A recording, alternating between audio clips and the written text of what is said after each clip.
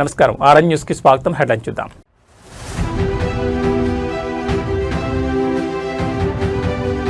అర్ధరాత్రి దొంగల్లా వచ్చి గద్దె కూల్చారు. కాంగ్రెస్ పై బీఆర్ఎస్ నేతల సంచలన ఆరోపణలు.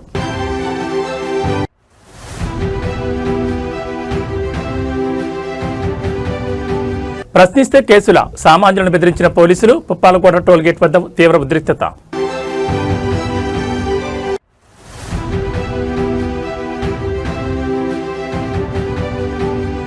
పెట్రోల్ కోసం కిలోమీటర్ల మేర క్యూలు. బెజవాడలో ఇంధన కష్టాలు పరాకాష్ట. ఇక డీటెయిల్స్ చూస్తే మెదక్ జిల్లా కౌడిపల్లిలో రాజకీయ కక్షలు భగ్గుమన్నాయి. బీఆర్ఎస్ పార్టీ ఆవిర్భావ దినోత్సవ వేళ ఉద్రిక్తత చోటు చేసుకుంది. గులాబీ శ్రేణులు ఎంతో ఉత్సాహంగా జెండా ఆవిష్కరణకు సిద్దమవుతున్న తరుణంలో అర్ధరాత్రి వేళ గుర్తు తెలియని వ్యక్తులు బీఆర్ఎస్ జెండా గద్దెను కూల్చివేయడం స్థానికంగా కలకలం రేపుతోంది. ఈ దుశ్చర్య వెనుక కాంగ్రెస్ నాయకుల హస్తం ఉందంటూ బీఆర్ఎస్ శ్రేణులు ఆగ్రహం వ్యక్తం చేస్తున్నాయి. కౌడిపల్లిలో రాజకీయ వైషమ్యాలు పరాకాష్ఠకు చేరాయి. ఈ రోజు బీఆర్ఎస్ పార్టీ ఆవిర్భావ దినోత్సవం కావడంతో గ్రామాల్లోని పార్టీ జెండా గద్దెను కార్యకర్తలు నిన్న సాయంత్రం ఎంతో ఇష్టంగా సిద్ధం చేసుకున్నారు. రంగులు వేసి పూలతో అలంకరించి జెండా ఎగురవేయడానికి అన్ని ఏర్పాట్లు పూర్తి చేశారు. అయితే బీఆర్ఎస్ ఉత్సాహాన్ని ఓర్వలేక కాంగ్రెస్ నాయకులు గూండాల్లా వ్యవహరించారని గ్రామస్తులు మండిపడుతున్నారు. ఎవరూ లేని సమయం చూసి అర్ధరాత్రి పూట ఆ జెండా గద్దెను పూర్తిగా కూల్చివేశారు. ఉదయాన్నే అక్కడికి చేరుకున్న బీఆర్ఎస్ నాయకులు ధ్వంసమైన గద్దెను చూసి దిగ్భ్రాంతికి గురయ్యారు. మేం పండగల పార్టీ ఆవిర్భావ వేడుకలు జరుపుకోవాలని ఏర్పాట్లు చేసుకుంటే కాంగ్రెస్ గూండాలు అర్ధరాత్రి దొంగల్లా వచ్చి గద్దెను కూల్చారు. ప్రజాస్వామ్యంలో ఇది దుర్మార్గమైన చర్య. ఈ ఘటనతో కౌడిపల్లిలో ఒక్కసారిగా వాతావరణం వేడెక్కింది. తమ జెండా గద్దెను కూల్చిన వారిపై కఠిన చర్యలు తీసుకోవాలని డిమాండ్ చేస్తూ బీఆర్ఎస్ కార్యకర్తలు ఆందోళన దిగారు. విషయం తెలుసుకున్న పోలీసులు గ్రామానికి చేరుకుని పరిస్థితులను సమీక్షిస్తున్నారు. ఘర్షణలు తలెత్తకుండా భారీగా బందోబస్తు ఏర్పాటు చేశారు. అధికార గర్వంతో విపక్ష పార్టీల ఉనికిని దెబ్బతీయాలని చూడడం సరికాదని బీఆర్ఎస్ నాయకులు హెచ్చరిస్తున్నారు. మరి ఈ ఘటనపై పోలీసులు ఎలాంటి చర్యలు తీసుకుంటారో, నిందితులను ఎప్పుడు అరెస్ట్ చేస్తారో చూడాలి.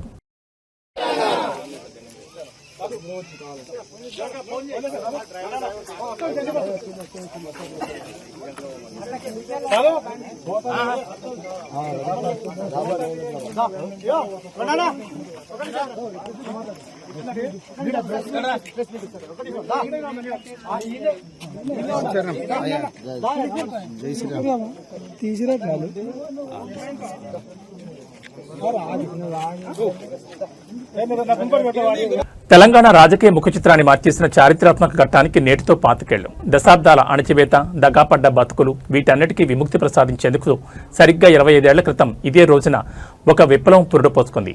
కొండా లక్ష్మణ్ బాపూజీ నివాసం జలదృశ్యం వేదికగా కేసీఆర్ ఎగరవేసిన గులాబీ జెండా నేడు కోట్లాది మంది తెలంగాణ ప్రజల ఆత్మగౌరవ ప్రతీకగా మారింది. ఆ ప్రస్థానంపై ప్రత్యేక కథనం. అది 2001 సంవత్సరం. తెలంగాణ అన్న పదం పలకడానికి భయపడే రోజుల్లో తెలంగాణ తెస్తా లేదంటే చేస్తా అన్న నినాదంతో ఒకే ఒక్కడు బయలుదేరాడు. దశాబ్దాలుగా సాగుతున్న వివక్షను ఎండగడుతూ డిప్యూటీ స్పీకర్ పదవికి, ఎమ్మెల్యే పదవికి రాజీనామా చేసి కేసీఆర్ జలదృశ్యంలో గులాబీ జెండాను ఆవిష్కరించారు. తొలి 14 ఏళ్లు ఒక అగ్ని పరీక్ష. పల్లె పల్లెను తట్టలేపి జాతిని యాకం చేసి సకల జనుల సమ్మెతో ఢిల్లీ పీఠాన్ని కదిలించారు. చావు నోటి దాకా వెళ్లి తెలంగాణ రాష్ట్రాన్ని సాధించి అసాధ్యమన్న మాటను సుసాధ్యం చేసి చూపించారు కేసీఆర్. రాష్ట్రం సిద్ధించాక ప్రజలు అప్పగించిన అధికారంతో గడచిన 10 ఏళ్లలో తెలంగాణ రూపురేఖలే మారిపోయాయి. సాగునీటి రంగంలో కాళేశ్వరం లాంటి అద్భుతాలు, రైతు బంధు, దళిత బంధు వంటి విప్లవాత్మక పథకాలతో రాష్ట్రాన్ని దేశంలోనే అగ్రగామిగా నిలబెట్టింది ఈ గులాబీ సైన్యం. నాడు ఉద్యమ నేతగా, నేడు అభివృద్ధి ప్రదాతగా కేసీఆర్ నాయకత్వంలో తెలంగాణ దేశానికే రోల్ మోడల్ అయింది. ప్రస్తుతం రాజకీయ ఒడిదుడుకులు ఎదురైనా పార్టీ స్థాపించిన నాటి అదే స్ఫూర్తితో ముందుకు సాగుతామని నాయకులు చెబుతున్నారు. దశాబ్దాల పోరాట ఫలితం, 10 ఏళ్ల అభివృద్ధి సాక్షిగా బీఆర్ఎస్ మళ్లీ పుంజుకుంటుందని ధీమా వ్యక్తం చేస్తున్నారు. ఎన్ని అడ్డంకులు ఎదురైనా, ఎన్ని కుట్రలు జరిగినా తెలంగాణ గుండె చప్పుడు ఈ గులాబీ జెండా.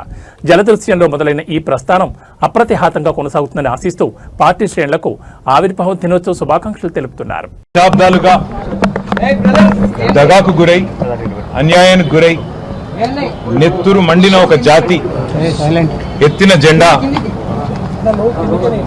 గులాబీ జెండా.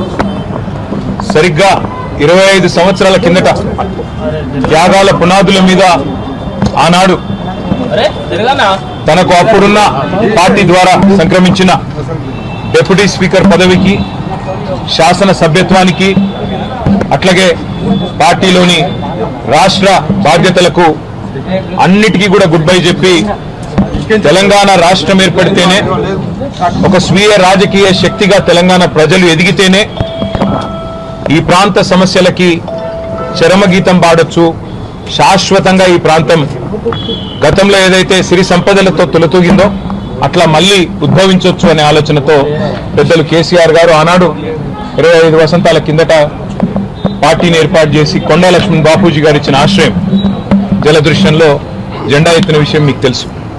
మరి 25 సంవత్సరాల్లో ఒక అరుదైన చరిత్ర కలిగిన పార్టీ బీఆర్ఎస్ పార్టీ. మొదటి 14 ఏళ్లు తన పోరాటంతో తెలంగాణ ప్రజలను ఐక్యం చేసి తెలంగాణ జాతిని మొత్తంగా ఎక్కడికక్కడ లక్షల సంఖ్యలో సమీకరిస్తూ వారికి తెలంగాణ రాష్ట్ర ఏర్పాటు ఆవశ్యకతను బోధిస్తూ అంబేద్కర్ గారు చెప్పిన విధంగా బోధించు, సమీకరించు, పోరాడు అన్నట్టుగా అడుగడుగున పోరాటాలు చేస్తూ ఢిల్లీ మెడలు వంచిన పార్టీ ఈ గులాబీ జెండా పార్టీ, ఈ బీఆర్ఎస్ పార్టీ. 10 ఏళ్ల పాటు ప్రజలు అధికారం ఇస్తే మరి ఒక బాధ్యతగా భావించి రాష్ట్రం సాధించిన పార్టీకే ప్రజలు బాధ్యతనివ్వడాన్ని ఒక గౌరవంగా భావించి రాష్ట్రాన్ని అగ్రభాగాన 10 ఏళ్ల తన పరిపాలనలో నిలబెట్టిన నాయకుడు మహానాయకుడు కేసీఆర్ గారు. అట్లా నడిపిన పార్టీ బీఆర్ఎస్ పార్టీ. అదేవిధంగా గత 2.5 సంవత్సరాలుగా ఈ దుర్మార్గ అరాచక పాలనకు వ్యతిరేకంగా తెలంగాణలోని కోట్లాది మంది అణగారిన వర్గాల తరపున, అణగారిన ప్రజల తరపున ఇవాళ వారి గొంతుకై నిలుస్తున్నది బీఆర్ఎస్ పార్టీ. ఆనాడు 14 ఏళ్లు ఉద్యమ పార్టీగా, 10 ఏళ్లు అధికార పార్టీగా, గత 2.5 ఏళ్లు ప్రతిపక్ష పార్టీగా అన్ని పాత్రలు, ప్రజలిచ్చిన ప్రతి పాత్రను సమర్థవంతంగా పోషిస్తూ ఇవాళ భారతదేశ చరిత్రలోనే అతి కొద్ది పార్టీలు, 25 వసంతాలు పూర్తి చేసుకున్న పార్టీలు వేళ్ల మీద లెక్కబెట్టదగ్గ సంఖ్యలో ఉంటాయి. ఆ కోవన చేరింది బీఆర్ఎస్ పార్టీ కేసీఆర్ గారి నాయకత్వంలో. మళ్ళీ ఒకసారి ఈరోజు పునరంకితం అవుతున్నాం. ఖచ్చితంగా తెలంగాణ ప్రజలకు ఒక స్వీయ రాజకీయ అస్తిత్వం ఉండాలి అని ప్రొఫెసర్ జయశంకర్ గారు ఎప్పుడు ఏదైతే చెప్తా ఉండేవారో, ఎట్టి పనికైనా మట్టి పనికైనా మనవాడే ఉండాలని చెప్తా ఉండేవారో, అట్లాగే మళ్ళీ పునరంకితం అవుతాం. తెలంగాణను కాపాడడానికి, తెలంగాణలోని ఈ అరాచక కాంగ్రెస్ బీజేపీల నుండి తెలంగాణను మళ్ళీ ఒకసారి పట్టాలెక్కించడానికి కేసీఆర్ గారి నాయకత్వంలో అందరం సమిష్టిగా ఐక్యంగా పోరాటం చేస్తాం. తప్పకుండా 2028వ సంవత్సరంలో తిరిగి మళ్ళీ తెలంగాణ రాష్ట్రానికి కేసీఆర్ గారిని ముఖ్యమంత్రి చేసేదాకా మేమందరం కూడా ఆయన సైనికులుగా, తెలంగాణ ప్రజల ప్రతినిధులుగా, తెలంగాణ బలగంగా, తెలంగాణ దళంగా కలిసికట్టుగా కదం తొక్కుతాం. తప్పకుండా తెలంగాణకి మళ్ళీ ఒకసారి పునరంకితం అవుతాం. ఈ పవిత్ర రోజున, పార్టీ ఆవిర్భవించిన ఈ పవిత్ర రోజున, 25 వసంతాలు పూర్తి చేసుకున్న ఈ రోజున తప్పకుండా మాకు మరింత ఉత్సాహం, మరింత ఉత్తేజం ఇవ్వడానికి మా నాయకుడు కేసీఆర్ గారు ఇప్పుడు మధ్యాహ్నం 2 గంటలకి రాబోతా ఉన్నారు. వారి రాక కోసం, వారి దిశానిర్దేశం కోసం తెలంగాణలోని లక్షలాది మంది గులాబీ దండు ఎదురు చూస్తా ఉన్నారు. ఈ సందర్భంగా వారికి కూడా నేను హృదయపూర్వకంగా 25 ఏళ్లుగా ఎత్తిన జెండా దించకుండా పోరాడుతున్న ప్రతి కార్యకర్తకి, ప్రతి నాయకుడికి, ప్రతి అభిమానికి, ప్రతి కేసీఆర్ సోదరుడికి, సోదరికి, సోషల్ మీడియాలో కూడా మా తరపున ఉధృతంగా పనిచేస్తున్న సోషల్ మీడియా వారియర్లకు, మాకు అండగా నిలబడ్డ జర్నలిస్టు మిత్రులకు, కవులు, కళాకారులకు, ఉద్యమంలో మొదటి నుండి ఆయువు పట్టుగా నిలిచిన మా విద్యార్థి సోదరులకు, అట్లాగే తెలంగాణ సాధనలో కీలకంగా పనిచేసిన ఉద్యోగులకి, అట్లాగే తెలంగాణ సాధనలో కీలకంగా పనిచేసిన మా న్యాయవాద మిత్రులకి, ప్రతి వర్గానికి, సబ్బండ వర్గాలకు, సకల జనులకు శిరస్సు వంచి ఇవాళ తెలంగాణ సాధనకు తోడ్పడ్డ ప్రతి ఒక్కరికి, కేసీఆర్ గారితో నడిచిన ప్రతి ఒక్కరికి హృదయపూర్వక వినమ్ర ధన్యవాదాలు తెలియజేసుకుంటూ ఈ సందర్భంగా మళ్ళీ పునరంకితం అవుతూ పునరుత్తేజంతో ముందుకు పోతామని తెలియజేస్తారు. ఉత్తరప్రదేశ్లోని హార్దోయ్లో ఒక ప్రైవేట్ స్కూల్ ప్రిన్సిపల్ విచక్షణ మరిచి ప్రవర్తించారు. విద్యాబుద్ధులు నేర్పాల్సిన స్థానంలో ఉండి ఒక తండ్రి పట్ల అత్యంత దురుసుగా ప్రవర్తించిన తీరు ఇప్పుడు సోషల్ మీడియాలో సెన్సేషన్ గా మారింది. కేవలం బయట పుస్తకాలు కొన్నారన్న చిన్న కారణంతో ఆ ప్రిన్సిపల్ చేసిన హంగామా అంతా ఇంత కాదు. స్కూల్ అన్నాక క్రమశిక్షణ ఉండాలి, కానీ అది కేవలం విద్యార్థులకేనా, ప్రిన్సిపల్ కు వర్తించదా? హార్దోయ్ Sunbeam school principal Mamata Mishra వ్యవహారం చూస్తుంటే ఇదే అనిపిస్తోంది. స్కూల్ సిండికేట్ ను కాదని తన బిడ్డ కోసం నోట్బుక్స్ ను బయట కొన్నందుకు ఒక తండ్రిపై ఆమె విరుచుకుపడ్డారు.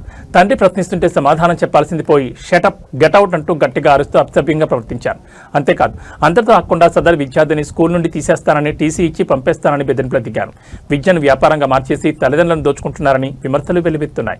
ఇలాంటి అహంకారపూరితమైన ప్రిన్సిపల్పై విద్యాశాఖ కఠిన చర్యలు తీసుకోవాలని, స్కూల్ గుర్తింపు రద్దు చేయాలని డిమాండ్ చేస్తున్నారు. ఒక సామాన్యుడు తన స్తోమతను బట్టి బయట పుస్తకాలు కొనుక్కునే హక్కు కూడా లేదా? విద్యా సంస్థలు విజ్ఞానాన్ని పంచాలా లేక ఇలా మాఫియాలా వ్యవహరించాలా అన్నది ఇప్పుడు ప్రశ్నార్థకంగా మారింది.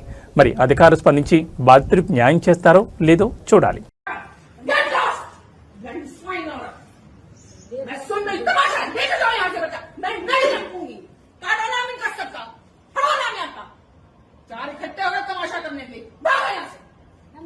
You shut up! You shut up!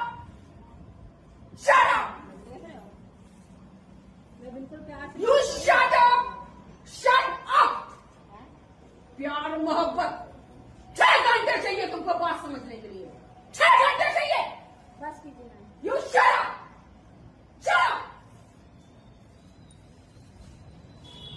बच्चे लाके दीजिए, प्लीज पहचानिए, लाके दीजिए बच्चे, निकालिए यहाँ से उठ के, हटाओ रजिस्टर से नाम, तुरंत हटाओ यहाँ से नाम। तो जो हमने ये कोर्स खरीदा, You shut up! Shut up! Course खरीदा, shut up! హైదరాబాద్ వాసులను మళ్లీ పెట్రోల్ కష్టాలు చుట్టుముట్టాయి. నగరంలోని పలు ప్రాంతాల్లో పెట్రోల్ బంకుల వద్ద వాహనదారులు బారులు తీరుతున్నారు. నిన్నటి వరకు సాధారణంగా ఉన్న పరిస్థితి ఒక్కసారిగా నో స్టాక్ బోర్డులతో మారిపోయింది. డీజిల్ దొరకడం గగనంగా మారగా మరికొన్ని చోట్ల కేవలం ప్రీమియం పెట్రోల్ మాత్రమే అందుబాటులో ఉండడం ఆందోళన కలిగిస్తోంది. అసలు ఈ కొరత కారణం ఏంటి? ప్రభుత్వం ఏమంటోంది? భాగ్యనగరంలో పెట్రోల్ సెగలు మళ్లీ మొదలయ్యాయి. గత కొన్ని రోజులుగా పశ్చిమాసియాలో నెలకొన్న ఉద్రిక్తతల నేపథ్యంలో ముడి చమురు ధరలు పెరుగుతాయని, సరఫరా నిలిచిపోతుందని ప్రచారంతో ప్రజలు ఆందోళనకు గురవుతున్నారు. దీనికి తోడు పొరుగు రాష్ట్రమైన ఆంధ్రప్రదేశ్లోని పలు జిల్లాల్లో ఇంధన కొరత ఉందన్న వార్తలు హైదరాబాద్ వాసులను అప్రమత్తం చేశాయి. ఆదివారం సాయంత్రం నుంచే జేఎన్టీయూ, బాలానగర్, మూసాపేట్ వంటి రద్దీ ప్రాంతాల్లోని బంకుల వద్ద కిలోమీటర్ల మేర క్యూ లైన్లు కనిపించాయి. చాలా చోట్ల డీజిల్ నో స్టాక్ బోర్డులు దర్శనమిస్తుండటంతో లారీలు, ట్రాక్టర్లు రోడ్డుపైన నిలిచిపోయాయి. నిజానికి చమురు కంపెనీల నుంచి సరఫరాలో చిన్నపాటి జాప్యం జరిగినప్పటికీ ప్రజలు ఒక్కసారిగా ఫుల్ ట్యాంక్ చేయించుకోవడానికి ఎగబడ్డంతో ఉన్న స్టాక్ కాస్త త్వరగా అయిపోతోంది. పరిస్థితి మంగళవారం నాటికి చక్కబడుతుందని అధికారులు ధీమా వ్యక్తం చేస్తున్నారు. మరికొన్ని గంటలు ఓపిక పడితే ఈ క్యూ లైన్ల తిప్పలు తప్పుతాయని చెప్పొచ్చు.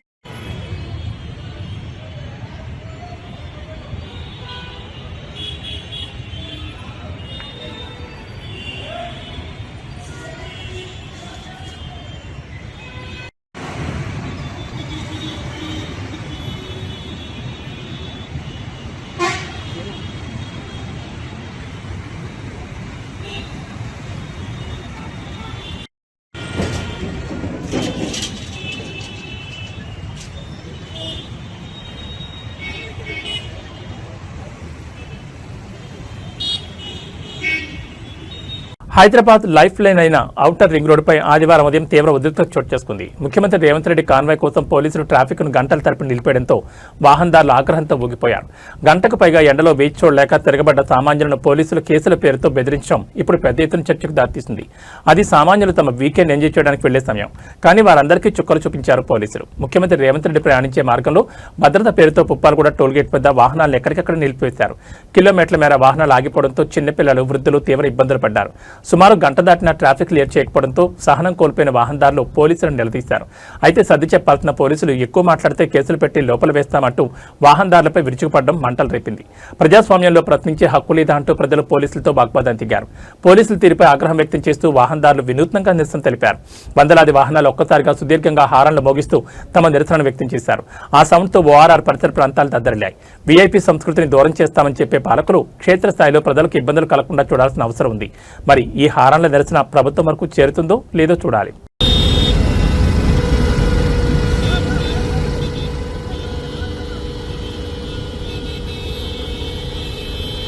సీఎం వస్తున్నాను గడ్డతే పాపర్లా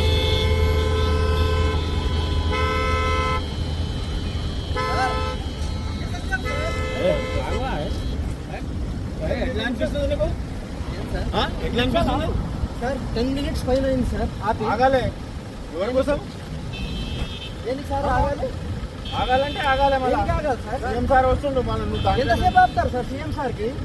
2 నిమిషాలు ఆపొద్దు, 3 నిమిషాలు ఆపొద్దు, 5 నిమిషాలు ఆపొద్దు. పావుగంట పైన అయింది ఆపి. బయలుదేరింది. ఏమో నేను ఊరికెళ్ళి వస్తుంటే ఆపుతారంట. సండే రోజు ఆఖరికి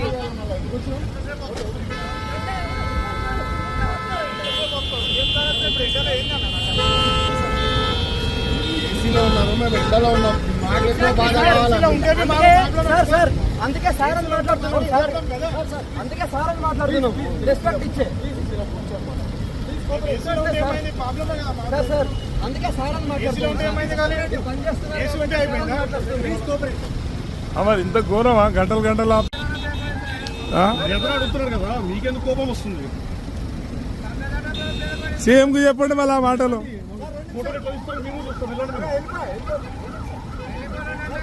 ఎంతసేపు సార్ కోఆపరేట్ కనిపిస్తాయా? నీ దగ్గర ఆపేస్తున్నారు మీరు.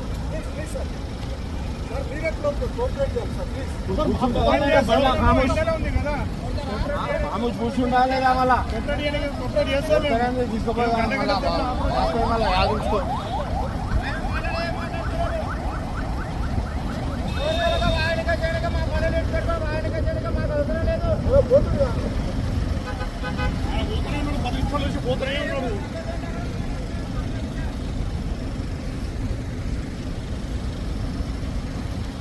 మహబూబాబాద్ జిల్లా తొర్రూరులో మొక్కజొన్న రైతులు కండెర చేశారు. విత్తనం వేసిన దగ్గర నుంచి పంట పండించే వరకు అష్టకష్టాలు పడ్డ అన్నదాతలకు ఇప్పుడు అమ్ముకునేందుకు చుక్కలు కనిపిస్తున్నాయి. కొనుగోలు కేంద్రం ప్రారంభించి 15 రోజులు అవుతున్నా ఒక్క గింజ కూడా కొనకపోవడంతో రైతులు రోడ్డెక్కారు. ఎమ్మెల్యే యశస్విని రెడ్డి నియోజకవర్గంలో నెలకొన్న ఈ ఉద్రిక్త పరిస్థితులపై అట్టహాసంగా ప్రారంభోత్సవాలు తెర తీస్తే అంతా తుస్సు. మహబూబాబాద్ జిల్లా తొర్రూరు వ్యవసాయ మార్కెట్లో పరిస్థితి ఇలాగే ఉంది. సరిగ్గా 15 రోజుల క్రితం స్థానిక ఎమ్మెల్యే యశస్విని రెడ్డి స్వయంగా వచ్చి కొబ్బరికాయ కొట్టి మొక్కజొన్న కొనుగోలు కేంద్రాన్ని ప్రారంభించారు. ఎమ్మెల్యే వచ్చారు కదా, ఇక తమ కష్టాలు తీరతాయని భావించిన రైతులకు నిరాశ మిగిలింది. పక్షం రోజులు గడుస్తున్న కొనుగోలు ప్రారంభం కాకపోవడంతో రైతులు ఆగ్రహం వ్యక్తం చేస్తున్నారు. పంటను మార్కెట్కు తీసుకొచ్చి రోజుల తరబడి నిరీక్షిస్తున్నామని, వాతావరణం మారుతుండటంతో పంట పాడయ్యే ప్రమాదం ఉందని ఆందోళన చెందుతున్నారు. రైతులు ప్రధాన రహదారిపై బైఠాయించి రాస్తారోకో చేయడంతో కిలోమీటర్ల మేర వాహనాలు నిలిచిపోయాయి. సమాచారం అందుకున్న పోలీసులు, మార్కెట్ అధికారులు అక్కడ చేరుకుని రైతులకు నచ్చజెప్పే ప్రయత్నం చేశారు. అయితే కొనుగోలు మొదలయ్యే వరకు కదలేదు లేదని రైతులు భీష్మించుకోవడంతో అక్కడ ఉద్రిక్త వాతావరణం నెలకొంది. పాలకులు హామీలు ఇవ్వడం కాదు, అవి క్షేత్రస్థాయిలో అమలవుతున్నాయో లేదో చూసుకోవాల్సిన బాధ్యత కూడా వారిపైనే ఉంది. మరి ఎమ్మెల్యే యశస్విని రెడ్డి స్పందించి ఈ సమస్యను పరిష్కరిస్తారో లేదో చూడాలి.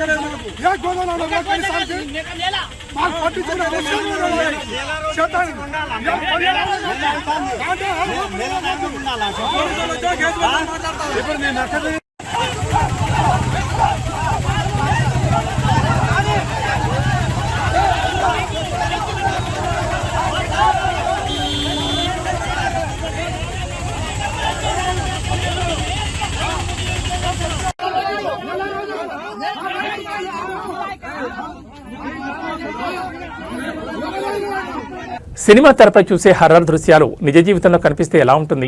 రాజస్థాన్లోని రావత్ బటా ప్రభుత్వ ఆసుపత్రిలో అలాంటి ఘటన చోటు చేసుకుంది. అనారోగ్యంతో చికిత్స పొందుతున్న ఒక 14 ఏళ్ల బాలిక ప్రవర్తన చూసి తోటి రోగులు, ఆసుపత్రి సిబ్బంది వణికిపోయారు. ఒక్కసారిగా ఆ బాలిక గోడలు ఎక్కుతూ వింత శబ్దాలు చేయడంతో అక్కడి వాతావరణం భయానకంగా మారింది. రాజస్థాన్లోని చిత్తోర్గఢ్ జిల్లా రావత్ బటా ఆసుపత్రిలో చోటు చేసుకున్న ఈ దృశ్యం ఇప్పుడు సోషల్ మీడియాలో ప్రకంపనలు సృష్టిస్తోంది. జ్వరం, నీరసంతో అడ్మిట్ అయిన 14 ఏళ్ల బాలిక మధ్యాహ్నం సమయంలో ఒక్కసారిగా వింతగా ప్రవర్తించడం మొదలుపెట్టింది. చూస్తుండగానే అమాంతం పైకి లేచి వార్డు గోడలను పాకుతూ పైకెక్కే ప్రయత్నం చేసింది. అంతేకాదు, ఎవరూ గుర్తుపట్టలేని విధంగా అత్యంత భయంకరమైన శబ్దాలు చేస్తూ అరవడంతో వార్డులోని ఇతర రోగులు ప్రాణభయంతో బయటకు పరుగులు తీశారు. ఆమెను ఆపేందుకు ప్రయత్నించిన కుటుంబ సభ్యులకు సైతం ఆ బాలిక దొరకకపోవడం గమనార్హం. అయితే గ్రామీణ ప్రాంత ప్రజలు మాత్రం ఇది ఏదో చేతబడి లేదా దెయ్యం పట్టిన ప్రభావం నమ్ముతున్నారు. ఏది ఏమైనా ఆసుపత్రి వార్డులో బాలిక గోడలు ఎక్కుతున్న వీడియో ఇప్పుడు ఇంటర్నెట్లో హాట్ టాపిక్గా మారింది.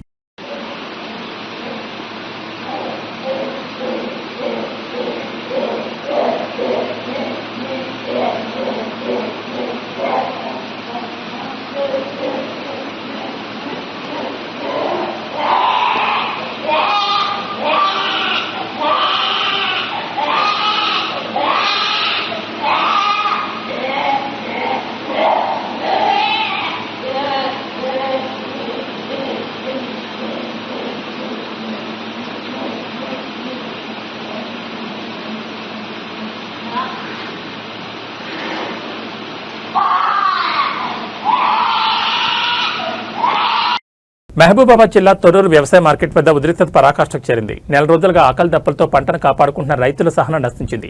తమ గోడు వినాల్సింది పోయి కేసులు పెడతామంటూ పోలీసులు బెదిరింపులకు దిగడంతో అన్నదాతలు తీవ్రస్థాయిలో ఆగ్రహం వ్యక్తం చేశారు. మమ్మల్ని చంపేస్తారా, అయితే చంపండి అంటూ పోలీసులను నిలదీస్తూ రైతులు తిరగబడడంతో అక్కడ యుద్ధ వాతావరణం నెలకొంది. తొర్రూరు మార్కెట్ యార్డ్ వేదికగా అన్నదాతల ఆక్రందనలు మిన్నంటున్నాయి. చేతికొచ్చిన పంటను అమ్ముకోవడానికి నెల రోజులుగా మార్కెట్ గడపపైన రైతులు నిరీక్షిస్తున్నారు. వానాకాలం వస్తుండటంతో పంట పాడైపోతుందన్న భయంతో రోడ్డెక్కిన రైతులపై పోలీసులు వ్యవహరించారు. తీరు మంటలు రేపింది. నిరసన తెలుపుతున్న రైతులను పోలీసులు తమ ఫోన్లలో వీడియోలు తీస్తూ అందరిపై కేసులు పెట్టి లోపల వేస్తాం, ఆందోళన విరమించకపోతే పరిణామాలు తీవ్రంగా ఉంటాయంటూ బెదిరింపులకు దిగారు. దీంతో ఒక్కసారిగా రైతులు పోలీసులపైకి దూసుకెళ్లారు. నెల రోజులుగా ఇక్కడ తిండి తిప్పలు లేకుండా పడి ఉన్నాం, అధికారులకు కనికరం లేదు, ఇప్పుడు మీరు వచ్చి కేసులు పెడతామంటారా, మమ్మల్ని కాల్చి చంపండి, అంతేకాని ఇలా బెదిరించకండి అంటూ ఆగ్రహం వ్యక్తం చేసిన రైతుల మాటలు రైతులు పోలీసుల తీరును నిరసిస్తూ చుట్టుముట్టడంతో పరిస్థితి అదుపు తప్పింది. ఒకవైపు పాలకుల నిర్లక్ష్యం, మరోవైపు అధికారుల ఉదాసీనతతో విసుగుపడిన రైతులు పోలీసుల బెదిరింపులకు భయపడే ప్రసక్తే లేదని తేల్చి చెప్పారు. శాంతియుతంగా సమస్యలు పరిష్కరించాల్సింది పోయి రైతులను నేరస్తులా చూడడంపై సర్వత్రా విమర్శలు వ్యక్తమవుతున్నాయి. తొర్రూరులో గంటకు ఉత్కంఠ పెరుగుతోంది. రైతుల ఆగ్రహం చూసి పోలీసులు కాస్త వెనక్కి తగ్గినప్పటికీ కొనుగోళ్లు ప్రారంభమయ్యే వరకు కదిలేదు లేదని అన్నదాతలు భీష్మించుకుని కూర్చున్నారు. ఉన్నతాధికారులు జోక్యం చేసుకుని ఈ సమస్యను వెంటనే పరిష్కరించకపోతే పరిస్థితి మరింత దిగజారే అవకాశం ఉంది.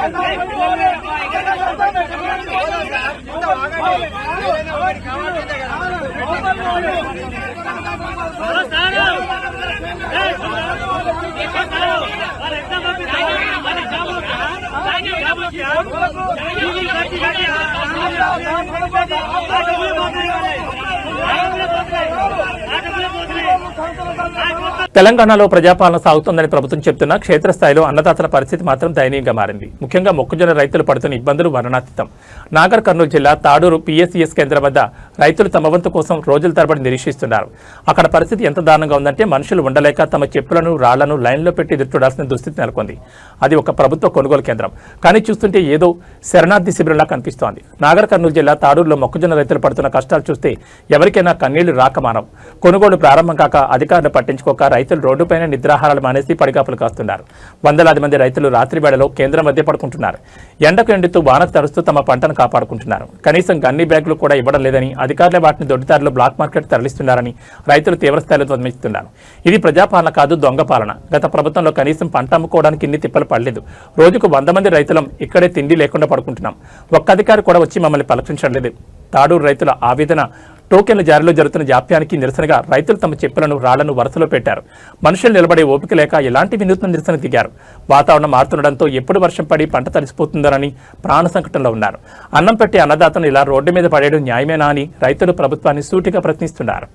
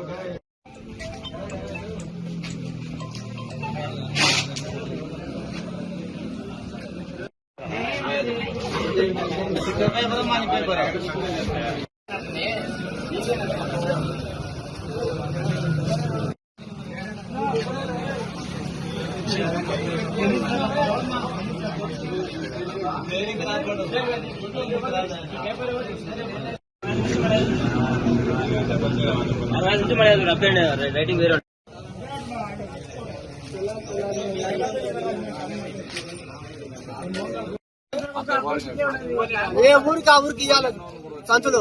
ఆ ఊరు ఇంద్రకాలంటే ముసలి ఉంటాడు, బయటికి పోయి చచ్చిండు. ఇది బిల్ ఇచ్చే లాభం అది ఏ ఊరికి అనిపిస్తే అయిపోయా.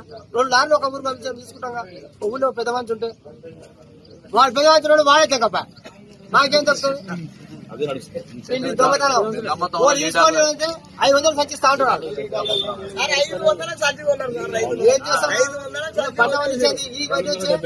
అందుకు వచ్చే బ్రిడ్జికి వస్తే పక్కన రేటు కూడా రాదు. వాడు బయటకు పోతే 500 అంటాడు, వీళ్ళు బయటకు పోతే 600 అంటాడు. చాలా మంది అమ్ముకుంటారు సార్ బయట. ఉన్నప్పుడు పాత్రలు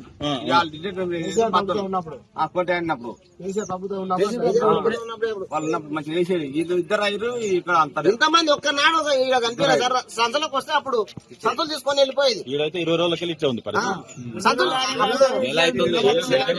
ఉన్నప్పుడు ఏ ఊరు గ్రామాలకు ఆ గ్రామాలు కేసీఆర్ ప్రభుత్వం ఉన్నప్పుడు రైతు దానం కొనుక్కోవాలంటే ఊర్లో ఒట్టే దానం వండినప్పుడు సంచులు ఇచ్చేది, వాళ్ళే ఇచ్చేది. ఏ దానం వచ్చే వాళ్ళు కొనుక్కొని వాళ్ళే బస్టాండ్ తీసుకొని ఓటీపీ చేపించుకొని వాళ్ళే చేసేది రైతు. ఇప్పుడు అది లేదు. వచ్చి వేరే ఊర్లో వచ్చి తాడుల మండలంలో పడ్డాం. ఇచ్చింది ఒక ఊరుకు. ఒక మండలానికి ఇస్తే 10 ఊర్లు ఇస్తే ఎట్లుంటది? ఆ ఊరు ఎవరికి సపరేట్ ఉంటే ఆ ఊరికే ఉంటాం. ఎడ్లు పశువులు గోరాడుతున్నాయి ఎండ పూట నీళ్ళు లేక. నీళ్ళు వస్తే ఆడలో ఇద్దరు తెంపుకొని పోయింటే ఊర్లో పడి పోయింది. ఏంది మా ప్రభుత్వం? 100 మంది వండుకున్నాం. అంటే కేవలం స్టార్టింగ్ సంవత్సరం స్టార్టింగ్ 100 మంది వండుకున్నాం. ఇప్పుడు మంచి పండుకున్నాం. మా ఊరికి పిల్లలు ఎడ్లు ఎక్కువ పచ్చలు ఎక్కువ ఇంతవరకు ఎవరు లేడు. ఎవరు లేరు. ఏంది పరిస్థితి? కనీసం అంటే 20 రోజులకి వెళ్ళి ఎవరు వచ్చి ఏంది పరిస్థితి అడిగిందా? అడుగుతా లేడు. సోమవారం నాడు ఇస్తాం. ఎవరంటే ధర్మం చేస్తే మేము కేసులు ఇస్తాం, కేసులు ఇస్తాం. కలిగితే పోలీసులు బేరిస్తున్నారు. ఇది ప్రజాపాలన దొంగ పాలన అవుతుంది. దొంగపాలన ప్రజాపాలన సార్. ప్రజాపాలన దొంగపాలనే దొంగపాలనే. కేసీఆర్ అన్న ప్రభుత్వం మంచిది. దొంగపాలన రైతు బంధు దొంగ మొత్తం దొంగపాలన దోసుకునేది. తెలంగాణ శాసనమండలిలో కొత్త అధ్యాయం మొదలైంది. సుదీర్ఘ నిరీక్షణకు తెరదించుతూ గవర్నర్ కోట ఎమ్మెల్సీలుగా ప్రొఫెసర్ కోదండరాం, అమీర్ అలీ ఖాన్ ఈ రోజు ప్రమాణ స్వీకారం చేశారు. మండలి చైర్మన్ గుత్తా సుఖేందర్ రెడ్డి వీరితో ప్రమాణం చేయించారు. గత కొంతకాలంగా న్యాయపరమైన చిక్కుల్లోని ఈ నియామకాలకు గ్రీన్ సిగ్నల్ రావడంతో ఈ రోజు అధికారికంగా వీరి బాధ్యతలు స్వీకరించారు. తెలంగాణ ఉద్యమ గొంతుక మళ్లీ చట్టసభలో వినపడనుంది. టీజేఏసీ చైర్మన్ గా ఉద్యమ సమయంలో కీలక పాత్ర పోషించిన ప్రొఫెసర్ కోదండరాం ఇప్పుడు శాసనమండలిలో అడుగుపెట్టారు. కాంగ్రెస్ ప్రభుత్వం అధికారంలోకి వచ్చిన వెంటనే గవర్నర్ కోటాలో వీరి పేర్లను సిఫారసు చేయగా హైకోర్టులో ఎదురైన అడ్డంకులు తొలగిపోవడంతో ఈ ప్రక్రియ పూర్తయింది. ఈ కార్యక్రమంలో ముఖ్యమంత్రి రేవంత్ రెడ్డితో పాటు పలువురు మంత్రులు, ఎమ్మెల్యేలు పాల్గొన్నారు. ప్రమాణ స్వీకార అనంతరం కోదండరాం మాట్లాడుతూ తెలంగాణ పునర్నిర్మాణంలో మండలి వేదికగా తన గళాన్ని వినిపిస్తానని స్పష్టం చేశారు. ఈ ఇద్దరు ఎమ్మెల్సీల నియామకం ద్వారా కాంగ్రెస్ ప్రభుత్వం కీలక వర్గాలను ఆకట్టుకునే ప్రయత్నం చేసింది. కోదండరాం నియామకం ద్వారా ఉద్యమకారులకు పెద్దపీట వేశామని ప్రభుత్వం చెబుతోంది. అమీర్ అలీ ఖాన్ నియామకంతో మైనార్టీలకు ప్రభుత్వంలో సరైన స్థానం కల్పించినట్లయింది. అయితే గవర్నర్ కోటాలో కోదండరాంతో పాటు ప్రమాణ స్వీకారం చేసింది ప్రముఖ జర్నలిస్ట్ అమీర్ అలీ ఖాన్. మండలిలో విద్యావేత్తలు, అనుభవజ్ఞుల రాకతో చర్చల స్థాయి పెరుగుతుందని రాజకీయ విశ్లేషకులు భావిస్తున్నారు. ఈ ఇద్దరు కొత్త సభ్యుల చేరికతో శాసనమండలిలో అధికార పక్షం బలం మరింత పెరగనుంది. ఎం కోదండరామారెడ్డి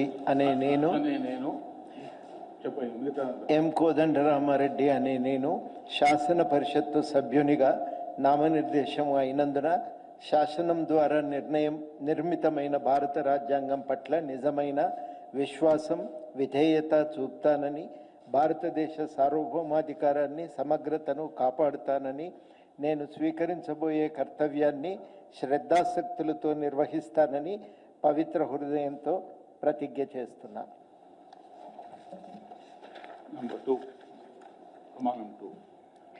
తెలంగాణ శాసన పరిషత్తు సభ్యుడనైన ఎం కోదండరామారెడ్డి అనే నేను సభ నియమాలకు కట్టుబడి ఉంటానని, వాటిని అనుసరిస్తానని, సభ మర్యాదలను పాటిస్తానని, సంప్రదాయాలను గౌరవిస్తానని పవిత్ర హృదయంతో ప్రతిజ్ఞ చేస్తున్నాను.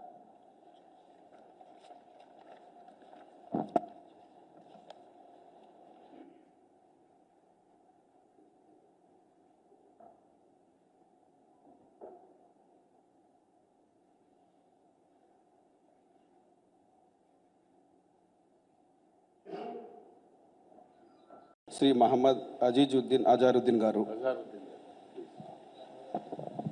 Muhammad Azizuddin Azharuddin, having been nominated a member of the Legislative Council, do swear in the name of Allah that I will bear true faith and allegiance to the Constitution of India as by law established, that I will uphold the sovereignty and integrity of India, and that I will faithfully discharge the duty upon which I am about to enter.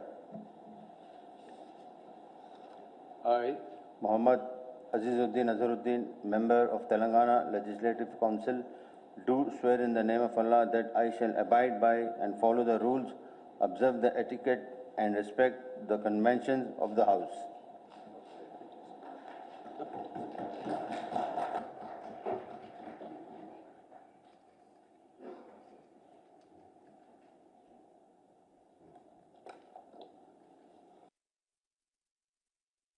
Vijayawada నగరంలో petrol diesel కష్టాలు పరాకాష్ఠకు చేరాయి. నగర వ్యాప్తంగా వందలాది బంకుల వద్ద no stock పోర్టులు దర్శనమిస్తుండటంతో వాహనదారులు తీవ్ర ఆందోళన చెందుతున్నారు.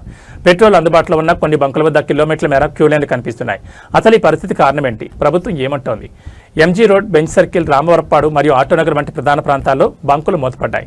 రాబోయే రోజుల్లో ఇంధన కొరత ఏర్పడుతుందనే వదంతుల నేపథ్యంలో ప్రజలు ఫుల్ ట్యాంక్ చేయించుకోవడానికి ఎగబడ్డమే ఈ సంక్షోభానికి ప్రధాన కారణం. కొన్ని బంకుల్లో రద్దీని తగ్గించేందుకు 2 వీలర్లకు 200కు, కార్లకు 500 చొప్పున మాత్రమే ఇంధనాన్ని పోస్తున్నారు. విజయవాడలో ఆదివారం ఉదయం నుంచే పెట్రోల్ కష్టాలు మొదలయ్యాయి. గత 2 రోజులుగా సోషల్ మీడియాలో వస్తున్న వదంతులతో వాహనదారులు ఒక్కసారిగా బంకుల వద్దకు చేరుకోవడంతో ఉన్న స్టాక్ కాస్త కొన్ని గంటల్లోనే నిండుకుంది. ఆటోనగర్ వంటి పారిశ్రామిక ప్రాంతాల్లో డీజిల్ దొరక్క రవాణా వాహనాలు రోడ్డుపైన నిలిచిపోయాయి. గంటల తరబడి ఎండలో వేచి ఉన్నా చివరికి తమ వంతు వచ్చేసరికి స్టాక్ అయిపోయిందని బోర్డులు పెట్టడంతో వాహనదారులు ఆగ్రహం వ్యక్తం చేస్తున్నారు. స్టేడియం దగ్గర ఉన్న బంకుల్లో గంటన్నర వేచి చూశాక పెట్రోల్ దొరికింది. ప్రతి వీకెండ్ ఇలాంటి ఇబ్బందులు వస్తుంటే మేము పనులకు వెళ్లేదెలా? రాష్ట్ర వ్యాప్తంగా నెలకొని పరిస్థితిపై చంద్రబాబు నాయుడు తీవ్రంగా స్పందించారు. కంపెనీలతో మాట్లాడి సోమవారం సాయంత్రం నాటికి అన్ని బంకులకు ఇంధనం చేరేలా చూడాలని అధికారులను ఆదేశించారు. రాష్ట్రంలో పెట్రోల్, డీజిల్ కొరత లేదని, కేవలం డిమాండ్ అకస్మాత్తుగా పెరగడం వల్లే ఈ సమస్య వచ్చిందని పౌర సరఫరాల శాఖ మంత్రి నాదెండ్ల మనోహర్ స్పష్టం చేశారు. గత ఏప్రిల్ నెల కంటే 10% అదనంగా సరఫరా పెంచాలని కేంద్ర ప్రభుత్వ సంస్థలను కోరారు. అధికారులు చెబుతున్న దాని ప్రకారం ఈ రోజు సాయంత్రం లోపు పరిస్థితి సాధారణ స్థితికి రానుంది. ప్రజలు ఆందోళన చెంది అనవసరంగా ఇంధనాన్ని నిల్వ చేసుకోవద్దని విజ్ఞప్తి చేస్తున్నారు.